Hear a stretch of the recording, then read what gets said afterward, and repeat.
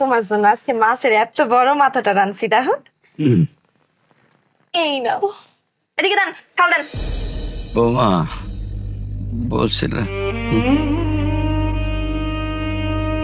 আচ্ছা আব্বা, আপনার একটা কথা কই। কও। কইতেছিলাম যে আপনি যে 3 বেলা এমন খাউন গুলা গিলেন, খাউন গুলো আপনার কাছে বিষের মতো লাগে না? কেন বৌমা, খাওন বিষ মনে হইব কেন? না, একটু ঠিকঠাক ভাবে মনে করে কোন তো, ঠিক কত বছর আগে কামাই কইরা এত বড় মাছ আপনি কিনে আনছেন? ওই কি আব্বা, যে জিনিস কামাই করে আনতে পারবেন না সে জিনিসের প্রতি এত লোভ থাকা ভালো না। সে জিনিসের প্রতি লোভ থাকলে সে খাউনটা না বিষের মতনই গলা দিয়ে নামে। আসলে বৌমা, অনেকদিন ধরে তো খালি মাছের ন্যাঞ্জাটা খাইতেছি, সো একটু কম দেই, রাত্রিবেলায় কাঁটার ডর করে। ওরে বাবা রে বাবা, এই জন্য কি রাইতের বেলা আপনার মাছের মাথা, দুপুরে মাছের পেটি, প্রত্যেক বেলায় আমার এগুলাই দিতে হইব?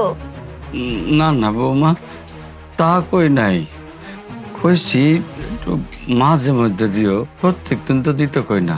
শোনেন বিয়ে, আমার মাইয়ের জামাই না অনেক কষ্ট করে বিদেশে টাকা কামায়। আপনার মতো বয়সের অনেক লোকই আছে যারা নিজেরা কামাই রোজগার করে নিজেকে বাদ নিজে রাখে। আপনি তো কিছুই করেন না। বেন সাহেবা, আমার তো কোমরে খুব বেদনা, ভারী জিনিস উঠাইতে পারি না, ভারী কামও করতে পারি না। তো ভঙের আলাপ কইরেন না আব্বা, খাইতে তো ঠিকই পারেন, 3 বেলা তো কম খান না, খালি কামের বেলায় আপনার কোমরে ব্যথা, মাজা ব্যথা, মাথায় ব্যথা।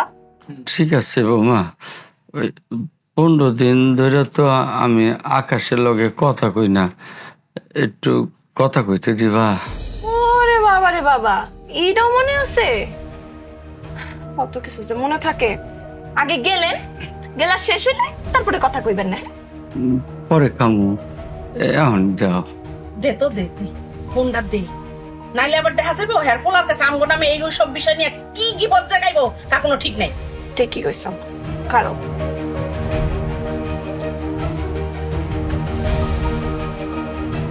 হ্যালো, কইতেছিলাম কি, আব্বাই না তোমার সাথে একটু কথা কইতো।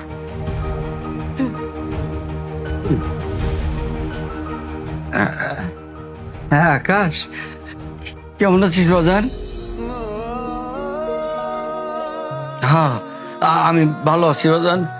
হ্যাঁ, বৌমা আমার খুব যত্ন করে, খুব যত্ন করে বাজান, আমি খুব ভালো আছি। হ্যাঁ, কবে দেশ আইবা? তাড়াতাড়ি আইবা।